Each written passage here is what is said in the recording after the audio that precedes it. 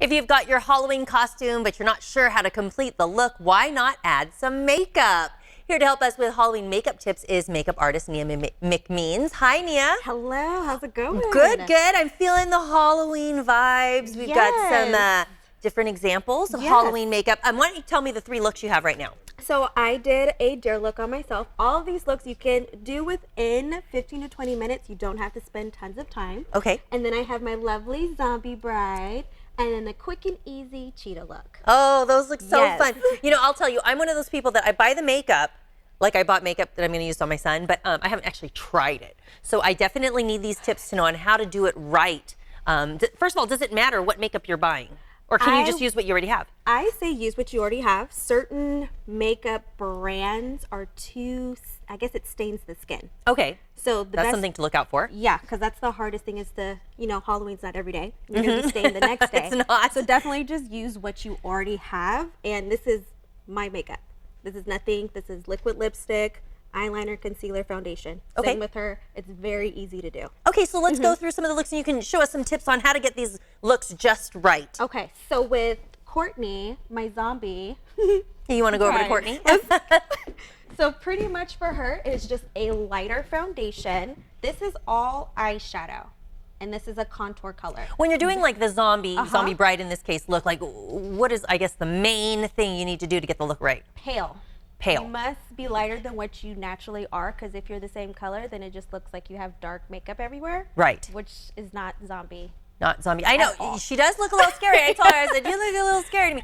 And then you kind of did some shading, I guess, under her eye? That's all it is eyeshadow, black eyeshadow, burgundy eyeshadow, and then this is a burgundy shadow as well.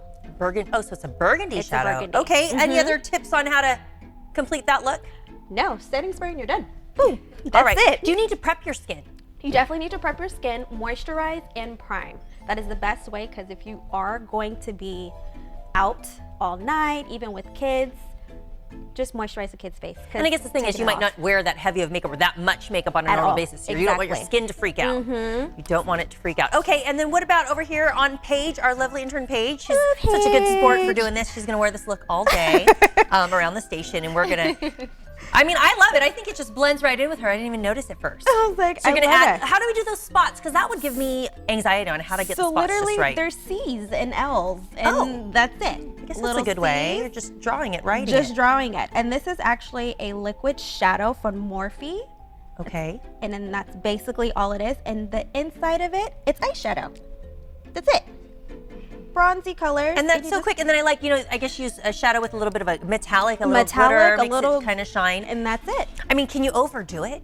You can, but I think Halloween, it's okay to overdo it. It's okay to overdo it. It's okay to overdo it.